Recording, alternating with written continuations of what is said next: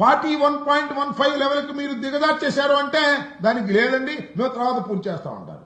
మీరు కాదయ్యా చెప్పాల్సింది, కేంద్ర ప్రభుత్వం చెప్పాలి అంటే మేము కేంద్ర ప్రభుత్వంలో భాగం కదా మేము చెబుతా ఉంటున్నారు.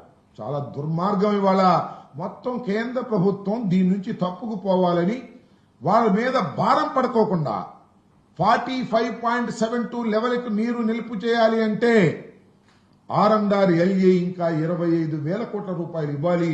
ఆ 25 కోట్ల రూపాయలు ఇవ్వకోకుండా ఎగ్గొట్టేందుకు ఇవాళ చాలా క్లియర్ గా వారు వార్షిక నివేదికలు చాలా వివరంగా చెప్పేశారు.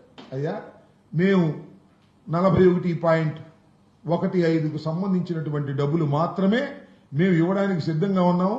దీనికి కావాల్సినటువంటి 12,157.53 కోట్ల రూపాయలు ఇచ్చేశాము.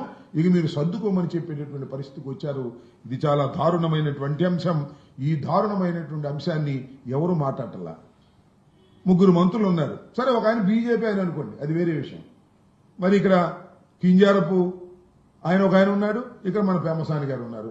ఇద్దరు కేంద్ర ప్రభుత్వంలో భాగస్వాములు.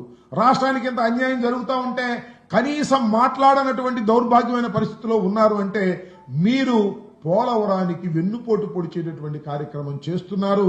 పోలవరం అనేది తెలుగు ప్రజల కళ. రాజశేఖర రెడ్డి గారు కళ్ళగన్నటువంటిది.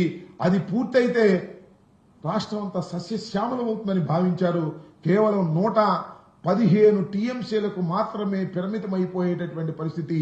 మినిమం డ్రా డౌన్ లెవెల్కి మాత్రమే ముగించేసి తప్పుకుపోవాలని కేంద్ర ప్రభుత్వం నిర్ణయించుకుంటే దానికి నారా చంద్రబాబు నాయుడు గారు పచ్చ జెండా ఊపేసి తప్పుకుపోతా ఉన్నాడు. ఇప్పటికైనా మనవి చేస్తున్నా, అయ్యా మేము మీ మీద రాజకీయంగా విమర్శ చేస్తాం అనుకోకండి. ఈనాడు ఎట్టాగు రాయరు, ఆంధ్రజ్యోతిలో ఎట్టాగు రాయరు, రాయకపోతే